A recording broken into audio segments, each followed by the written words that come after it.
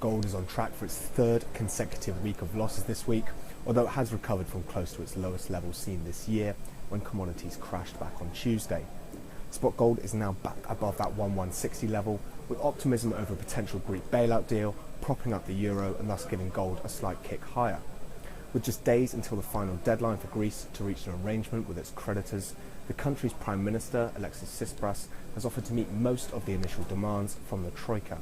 Though, interestingly, according to reports, the latest proposals are almost identical to those that were offered to Greece on June 26th, later rejected by the Greek people in a referendum. Still, what all this means for gold is that the slight stronger euro is helping the metal higher. The single currency has pushed back above that 112 mark and looks set to end the week stronger alongside most European equity markets. As well, looking back to Wednesday, market observers appear to have widely interpreted the dovish minutes from the previous Fed meeting as delaying any near-term interest rate rises in the US. What was evident in that the US officials are clearly concerned with the situation in Greece and growth concerns in China, but also said that they need more evidence of a strengthening US economy before raising any rates, which has led to some talking heads to suggest that the September hike may no longer be a possibility.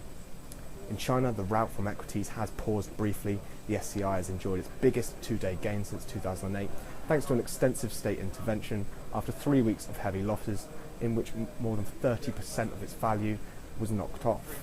While markets are up currently, a further sell-off may see some circulation of funds into the likes of precious metals at a time when Chinese demand isn't particularly exciting at the moment. For now, gold is still in the doldrums. Investors don't particularly seem interested in any safe haven bids, favouring German and US debt instead, and physical demand is not exactly supportive. The metal is likely to remain susceptible to currency fluctuations that may well be played out with the Greek debt saga. In the other metals, silver has bounced back after trading at its lowest level this year, earlier in the week. It also looked susceptible at one stage to testing its lowest level in about 6 years. It's up today to around $15.40 per ounce. The PGMs have also bounced. Platinum was last around $10.30 per ounce. It had hit fresh six-year lows earlier in the week, and palladium is up to $650, again having hit its lowest level since June 2013, earlier in the week. This is Ian Walker, reporting for the Bullion Desk, down here at the London Metal Exchange.